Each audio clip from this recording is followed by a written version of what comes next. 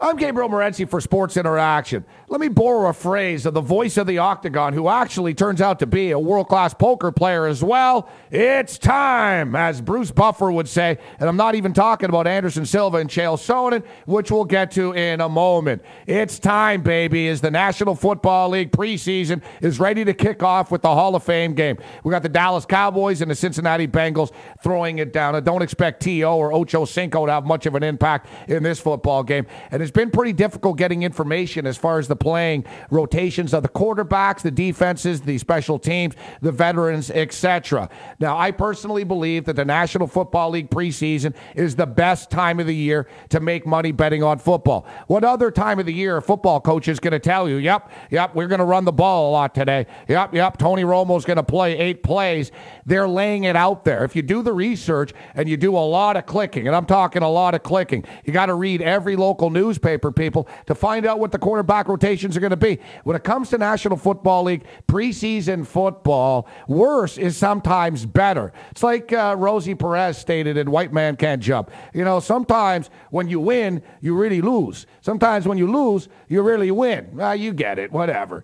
But, you know, when you look at it, you look at a quarterback like John Kitna. You want John Kitna starting every week for you as your starting quarterback in the National Football League? Of course you don't. But he's not a bad option in a preseason game going up against rookies playing for the first time. So take a look at veteran quarterbacks who you wouldn't want starting on your fantasy team, but you do want the football in their hands in the third quarter against a bunch of scrubs in a preseason game. Now, I'm as anxious as anybody to get this season started, but don't go crazy just because you're jonesing to get in on this stuff. This Hall of Fame game can go either way. I'm leaning with the Cincinnati Bengals, and I'm leaning with the over as well, but we'll have a lot of time to make some money on the NFL preseason. Now, as long as we're talking about football, all things football all the time, baby. How about the CFL? Now, the Montreal Alouettes and the Saskatchewan Roughriders played a classic Grey Cup last year. They played an even better football game in Week 1 of the Canadian Football League season, in which 105 points were scored. Now, the total is 60,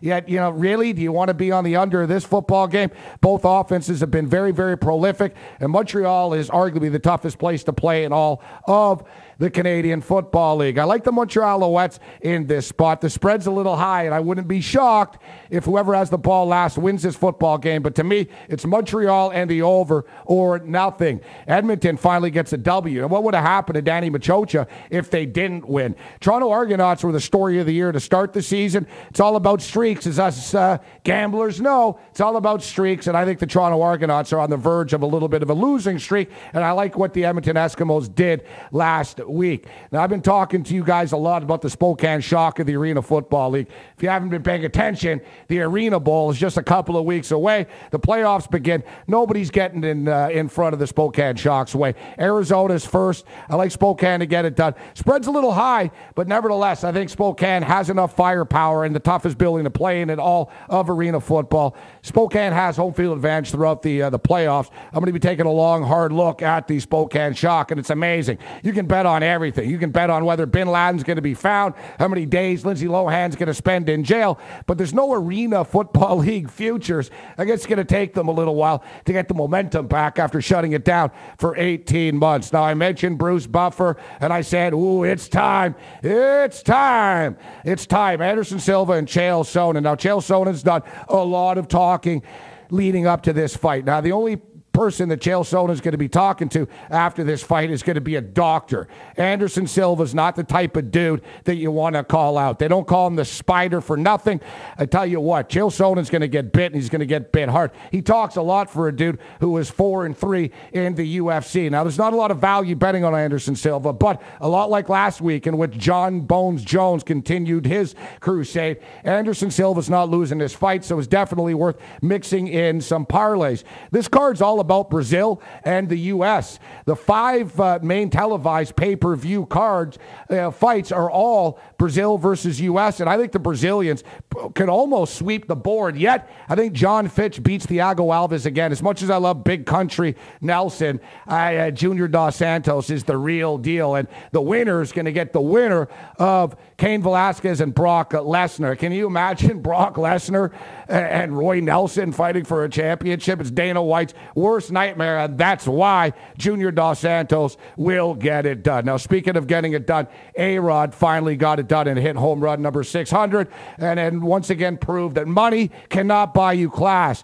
Pretty big of A-Rod to give a commemorative bat to the dude that handed in home run number 600. But hey, it is what it is. Money can't buy you class, but it can buy you a World Series championship ring, as the Steinbrenners have found out in past years. Now, all that being stated, I've said it before and I'm going to say it again. I think the New York Yankees are a vulnerable baseball club, and as long as Tampa's roof doesn't get in the way, I think the Tampa Bay Rays are looking like the best team in baseball. But hey, I'll shut up after what I said about the St. Louis Cardinals being a lock to win the division. These guys, they're not even a lock not to give up like 10 or 12 runs in a baseball game. Now, the Yankees and the Red Sox will be the Sunday nighter to wrap up the weekend. Anything can and usually does happen.